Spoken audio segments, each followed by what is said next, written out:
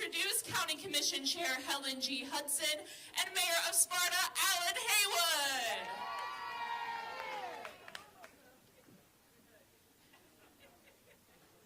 Good morning. Aren't we happy today? We are welcoming today Stacey Abrams, who's a candidate for governor, and the mayor would like to welcome her as well. Amen. Absolutely. I've been here since 1984 when I moved here and bought the newspaper, and we've had very few candidates and hardly any elected officials since Governor Barnes come and help us out here. So we're glad to have her. Senator Warnock was here a couple of weeks ago, and that was a great turnout and all, and we appreciate you being here. And also, thank you all for turning out today. Looking forward to hearing from her. I'd like to introduce Randi Weingarten with AFT. So, I'm not from Georgia. You could hear from my accent, right? I am from actually New York City, but I represent people all across the country. I am the head of the 1.7 million member American Federation of Teachers, and we're the largest college union, we're the second largest teacher union, we're the second largest nurse union. We are a public sector, public employee union, and what is the through line for my union? Every single one of my members make a difference in everybody's lives, whether they're patients or whether they're kids. That's what we do. And we do it 24/7, 365 days a year. And I also am on a bus trip right now. I took a moment from the bus that I was on in Cincinnati, Ohio, to be with Stacey Abrams. We're on a 21-day, 13-state bus trip getting out the vote. And why would I do this? Obviously, in Sparta, for my dear, dear friend and colleague, Stacey. I'll tell you why. She's the real deal. She's the real thing. I have watched her over many years fighting the fight for regular folks, understanding that in order to rise, we need good housing, understanding in order to rise, we need good health care, understanding in order to rise, we need to make sure that this mayor has the money to refurbish and renovate this city, this proud city. But what drives everything is public education and making sure every single child has the opportunity, whether it's music or art or career tech ed or college or reading or cheerleading, whatever it is, we need to, particularly after COVID, spark kids' imagination. Understand that kids can rise if they have the educators they need, who are paid appropriately, and the conditions they need. Stacey understands this. She always has. And what about her opponent? What has he done? Cut the budget. I won't even say his name. So at the very same time as we need public schools and higher education to be the center of community, he cuts the budget. He gives it to other folks. So I'm here because we know in Georgia, we need to have all kids thrive. Stop with the oil companies gouging citizens, gouging individuals. The money that they've made, put that into education. Put that into lower gas prices. Put that into lower drug prices. But the one thing we need to do is lift every child, lift every voice, lift every person, and that is what Stacey Abrams will do as governor of this wonderful state. So, I teach in New York City. I'm a high school social studies teacher. But you got one of your own here who is a second grade teacher in this community, Tansy. Good morning. I want to first thank the Speaker speaker because she hit the nail right on the head. That is what we need. We need someone here who's going to take education serious. And as a second grade teacher and as an educator here and for all educators, Miss Stacey Abrams is what we need. At this time, this is my daughter here, Jateria Ruff, and she will introduce to you none other than Miss. Hello, my name is Jateria Ruff. I go to Hancock Central High School. And at this moment, I would like to introduce none other than Miss Stacey Abrams. Thank you. It is an honor to be back in Hancock County. Hold on one second. There we go. Much better. It is an honor to see my dear friend and former colleague, Stacey Hudson. Thank you, Mayor, for having me. Thank you, Randy, for flying down. Thank you to our teacher and our cheerleader. Hancock County, Sparta, it is time to get this done. You all have watched for 20 years as opportunity has driven away from this community. You've watched governor after governor either lie to you or ignore you. But now you need someone who sees you, and that's why I'm here, that's why I'm back, and that's why I intend to be the next governor of the great state of Georgia. Randy mentioned that education matters to me. It's because public education changed my life. I grew up in Mississippi. I came of age here in Georgia. We moved here when I was in high school. My mom and dad were both admitted to Emory University to get their Masters of Divinity. Back in Mississippi, we were what was known as working poor. My parents had full-time jobs, but the ends didn't quite ever meet. They pulled hard. But they raised us with 3 jobs: go to church, go to school, and take care of each other. They told us to go to church because they wanted us to be grounded in a faith that was larger than ourselves. They wanted us to know that even though the winds of change were going to hit us hard, the Lord always had us, and that was our responsibility to remember. My parents would tell us, look, we can't take you to heaven with us, but we're going to make sure you have the way. You know the way. And so my parents made certain that we understood our faith was a shield to protect other people. It was never supposed to be a sword to strike them down. My parents said go to school every single day, like that second grade teacher. Now, my mom and dad, you missed a day of school, you need to be missing a major organ or a limb. I was in 10th grade before I dared to miss a day. But my parents would tell us, you can lose your job, you can lose your house, they can take your car, but no one can take what's in your mind. That's why education is so important.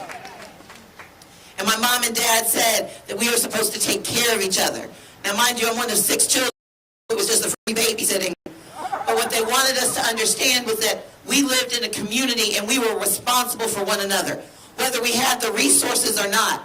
Because sometimes the lights got cut off, sometimes we didn't have running water, sometimes we're eating that really good government cheese that makes perfect grilled cheese sandwiches.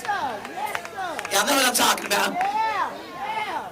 But for my parents, they would still take us to soup kitchens and homeless shelters, to juvenile justice facilities and to nursing homes, because they wanted us to understand that no matter how little we had, there was someone with less. Our job was to serve that person.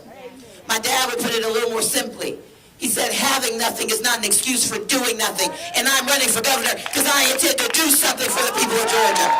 I intend to do something for Hancock County.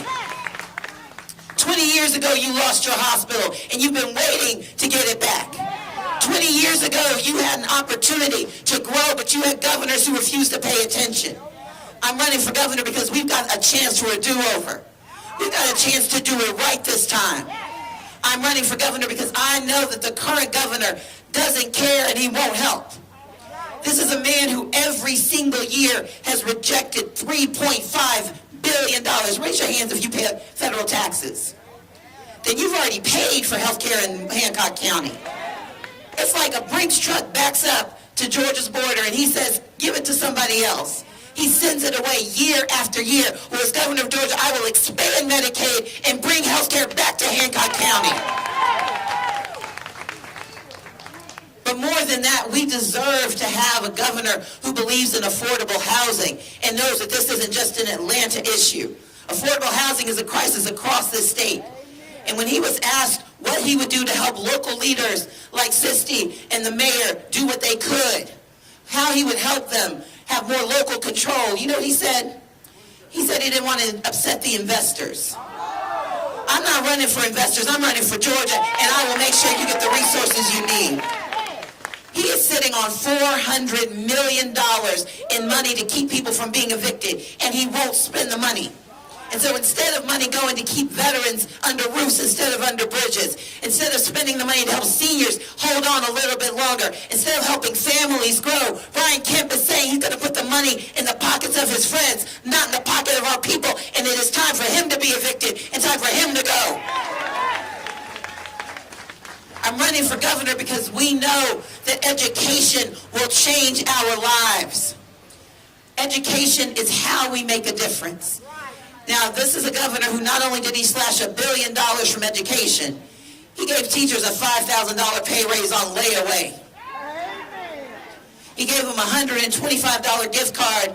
Yesterday, I was with a high school teacher who was only allowed to use her gift card on markers because she could only buy things for kindergartners. She said she hasn't had a kindergartner in her class ever. She's a high school teacher. But the problem with Brian Kemp is he does just enough of a gimmick to get you to look the other way. Well, we're looking dead at him, and we know it's time for him to go. I'm running because as the next governor of Georgia, I'm going to make certain that the starting salary for our teachers is $50,000 in the state of Georgia. And every educator, whether you're in Hancock County or Hall County, will make an $11,000 raise under Governor Abrams. $11,000 for our educators and pay raises for our school bus drivers. Pay raises for our cafeteria workers. Pay raises for our custodians. Because you should make a living wage in the state of Georgia. And none of our educators should have to have 2 jobs to make ends meet. But it's not just about our teachers. It's about investing in our children. It's about making sure we are taking care of them from cradle all the way to career. It's about investing so that when they finish in our high schools, we create job opportunities. I'm going to create 20,000 apprenticeships in the state of Georgia so they can earn while they learn when they finish in our high schools. I'm going to make technical college free again in the state of Georgia. Y'all remember it was free until 2011. We've got $1 billion sitting in the budget that he won't spend. I will spend it on Georgia children because I believe in our children and they deserve the resources. We're also one of only 2 states in the nation that does not provide need-based financial aid. What that means is if you have an A, we got you. If you've got a B, we'll be there with you. If you've got a C, see your way, because Georgia's not going to do a thing for you. Governor Abrams believes that C students should be able to see their way to college, and I will make it happen in the state of Georgia. But all of these things don't matter if you can't make a good living and make a good life. We know that too many of our families are working 2 or 3 jobs. We know that when the pandemic hit here in Hancock County, 1 in every 100 of you lost somebody you love. And what did he do about it? We know that he doesn't care and he won't help. I want to bring good paying jobs to Hancock County. I want to invest in our farmers in Hancock County. I want to make sure you don't have to go through 2 years of USDA to get $50,000 for a tiller. We can do something about that right here with a governor who believes in all of Georgia and believes in one Georgia. But we also need a governor who makes it his mission, or who doesn't make it his mission, to attack our freedoms. You see, I haven't forgotten that little less than a decade ago, Brian Kemp and Barry Fleming had black men followed home to question their right to vote. I haven't forgotten that as an architect of voter suppression, Brian Kemp has spent his public career attacking black people and their right to be heard. And here in Hancock County, you all know the proof. You know people were calling the Board of Registration asking to get their names taken off the rolls so they could get the police from on their doors. And I don't hold law enforcement accountable. They were just doing their jobs. They were doing the job that Brian Kemp and Barry Fleming told them to do. Well, I'm running because I will not attack our freedom to vote. I will lift up our freedom to vote. I will defend our freedom to vote. This is a governor who has been attacking our right to be safe. Under his leadership, with rising gun violence on the agenda, he weakened gun laws. He has made it easier for dangerous people to carry weapons in Georgia by getting rid of background checks. And And I don't know if y'all watched the debate last Monday. He was either lying or confused. Either one is problematic. When he said that we had universal background checks, Georgia doesn't have that. We don't have background checks. We don't have waiting periods. And he made it easier for dangerous people to get their hands on weapons. And let's be clear, I grew up in the South. I grew up in Mississippi. My great-grandmother taught me how to shoot. Her name was Moo Moo. Well, she's gone now, but I remember what she taught me. Number one, she said you don't point a weapon at anybody unless you plan to use it, even in a commercial.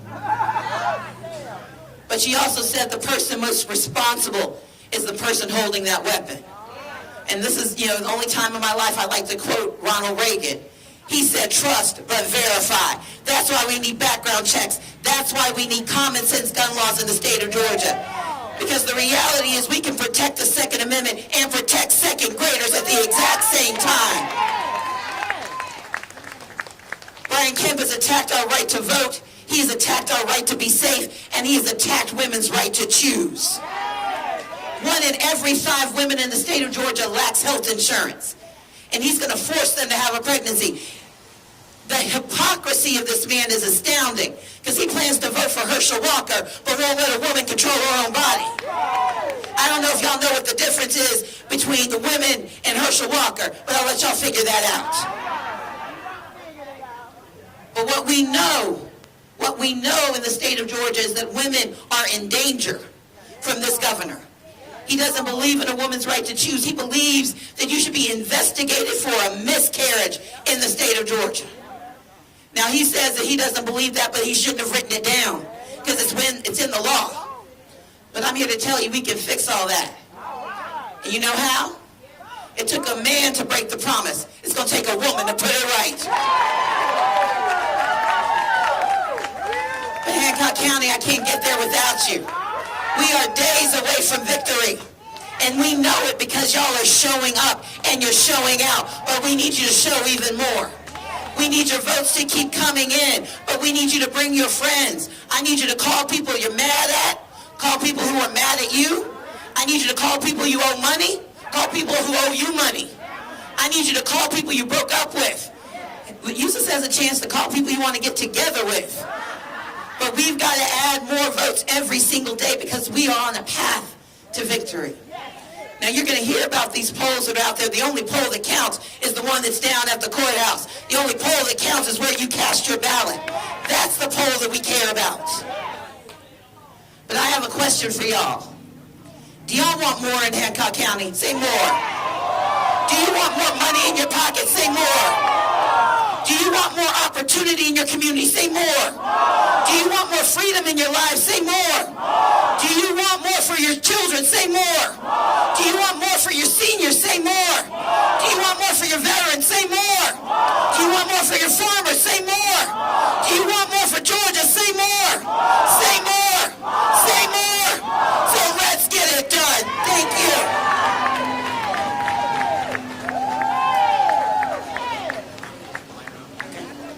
Okay, one more do y'all want? Do y'all want more pictures? Do y'all want to take some pictures with me? Okay, we're going to have you line up. Look at Michael, the nice young man who's standing there waving his hand. If you're seated, you can stay for a second, and I'll come down to y'all. Yeah, I got you. So y'all get in line over there. Get your phones out. Get them unlocked.